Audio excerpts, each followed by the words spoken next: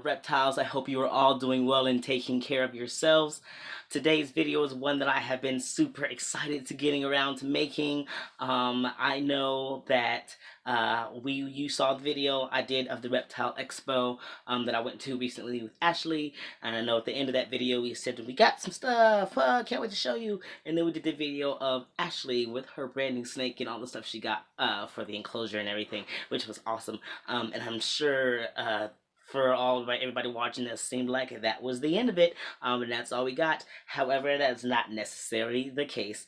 I did end up walking away with something myself. It was 100% really unexpected. This year I went to the expo, with my normal amount of like $300 or $400 to spend. Only this time around I completely expected to be spending all of the $300 that I had really to get feeders for the next 3 months, because I need to feed my animals, and I figured the Reptile Expo was a great place to get my feeders. So I went in there with my $300 some odd dollar limit, expecting to fully spend it all on feeders, but it turned out that I saved a lot with getting my feeders from the expo, and I spent not nearly as much as I was expecting to in order to do that for 3 months supply. And so I ended up having a little bit more money in my pocket at the end of that than I expected to. And so we were walking around the expo, and it is obviously great animals. There was one particular animal I did see though, and I just couldn't get it out of my head. I kept thinking about it, and he kept passing the table, and I kept taking time to look at it, and then finally, after walking around and realizing that I had this money left over after getting my rodents, that I could afford to get that animal, and I tried to just maybe no, for multiple reasons, because one, Baby Toph had just disappeared all of days before coming to this expo, like all of 2-3 days before the expo. And so I was just like, I don't know, if I got another animal, what would that look like? I don't want to present something like that and get people having the wrong impression that if you lose the animal you just replace it. I didn't want to go that far. But anyway, I ended up deciding, well, I'm gonna get the animal, and maybe I just won't share it for a while, at least until I find Baby Toph. And so I pushed that. I got the animal and I pushed it out as long as I could, and then I was like, all right, well, I'll wait until I find Baby Toph, and then maybe I will do it. And Toph took a long time to find, but also then Lestat passed away, and so I was like, well, shoot, now I really can't just be like, oh, my snake died. Oh, also I got this new animal. And so I was very hesitant about just putting out this video right off the bat when I got this animal. And so, but now that little Baby Toph has been found, it's been about a week since Lestat has died, and I miss him and I love him very much. This animal not in any way, shape, or form replaces him, but I did get it, and I'm very happy that I have it. It is an animal that I've had before, and when you see it, if you've been following me long enough, you will remember the one that I had before and the situation that happened with that, but I'll talk more about that in a minute. So I did just want to go ahead and say that, this is not one of those situations where, you lose animals and you replace it. I don't condone that. I don't, support just hoarding animals and allowing a bunch of animals to die and replacing them, because that just kind of puts a bad light on the community, can make people think that we just don't really care about these creatures. And so if you're one of those people who just does that, I really ask you to consider not doing that. If you're just getting animals to have them, that's not really good for anybody, not for yourself, not for the animals, not anybody in the hobby. So all that being said, I am so very excited to finally show you what lovely creature I got. So let's check it out, what I picked up from the Reptile Expo and Exotic Animal Show, I guess the Reptile and Exotic Animal Show, and let's check it out.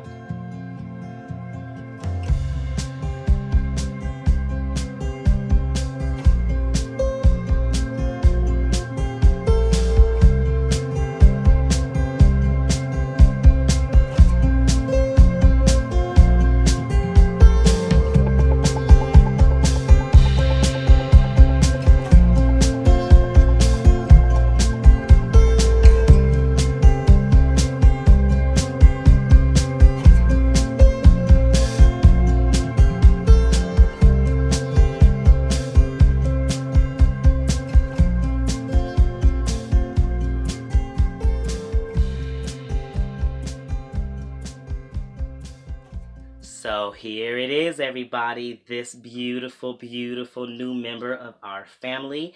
This is what is called a Bioga dendrophila.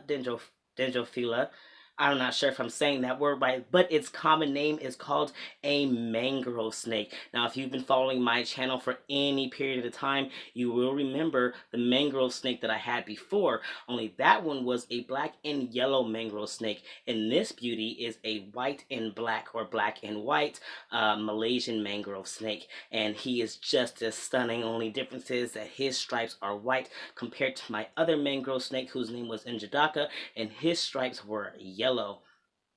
Now, these guys are not commonly seen, mostly because of the fact that when you find them, they are more than likely wild caught. There's not a lot of people actually breeding them in the hobby right now. And so when you find them, they're usually wild caught. This guy is more than likely wild caught. Now, the last time I owned this species, I didn't have a hard time caring for it. The issue was it got to a point I was feeding the snake and he was eating all right. It did take some time to get him eating, which I expect to have that same issue with this one.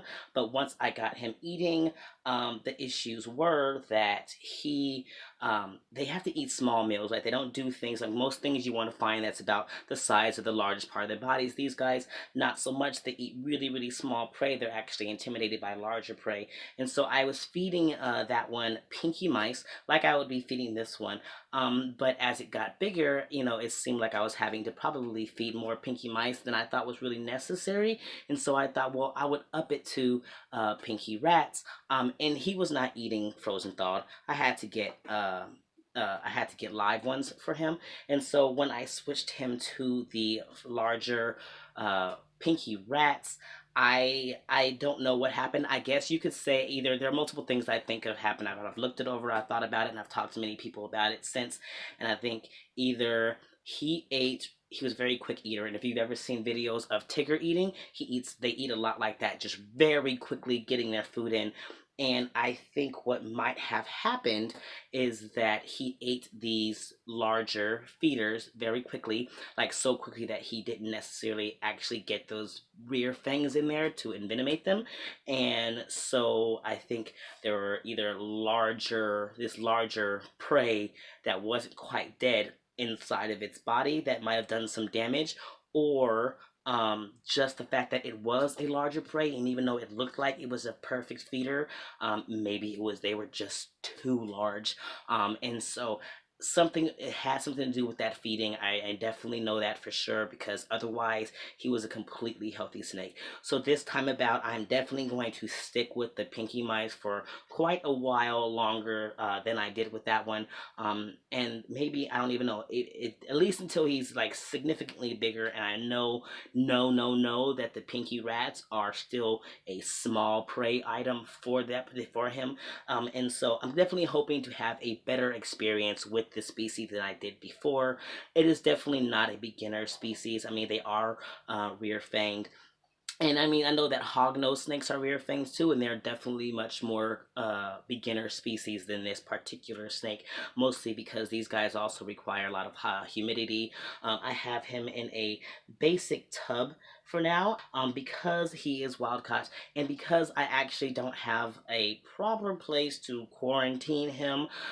Mostly, I had him at Ashley's house for the first 2 days, but she's not 100% comfortable with the fact that he's any sort of venomous, and so I didn't want to make her space continue to be an uncomfortable zone for her. So I ended up taking him home, and so what I've had to be doing now is just being a lot more diligent about him. I check his enclosure all the time. I'm checking for mites, because that's one of the biggest things that can really affect my other snakes are mites. And so far there's not been any signs of them, but I continue to check, because mites can definitely, I think eggs take a couple of weeks to really start hatching, and they can show up a little late. It's been a couple of weeks now. I have seen no signs of mites, but he's going to continue to stay in quarantine for quite a while. Also, because he is wild caught, there could be a lot of other things going on there that I don't know about.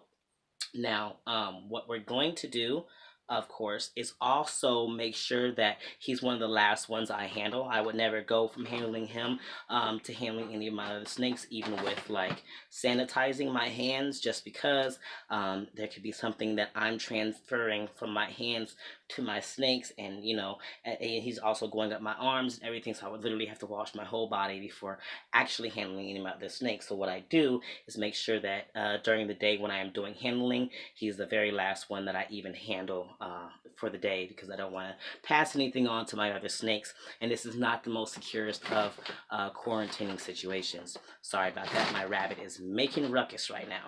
So to make sure that everybody stays safe, that he's safe, and that all my other snakes are safe, I just have to take those extra precautions, which I'm not so worried about. But I'm so excited for this second opportunity to raise this species. I mean, he is absolutely gorgeous. He was one of two mangrove snakes they had there, and I actually ended up running into the other person who bought the other one. I was sitting there eating some food. I hadn't quite gone back to get him yet, and there was a person sitting there at the table with their black and yellow mangrove snake, which was like easily maybe 2 or 3 times the size of this one, in their container ready to go. So we two people, me, myself, and another person, walked away with the mangrove snakes that were available at the show that day.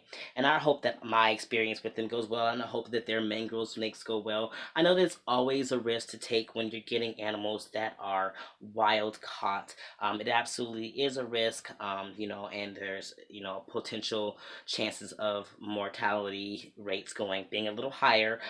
So it's gonna be a thing. It is definitely an up in my keeping skills, and I've gone from colubrids from ball pythons to colubrids to boas, and to bigger colubrids like Tigger, and so I've definitely, and of course my reticulated python, and so this species was my biggest challenge at the time, because with that feeding and just getting them feeding, I know that this is going to continue to be probably one of my more challenging species to work with.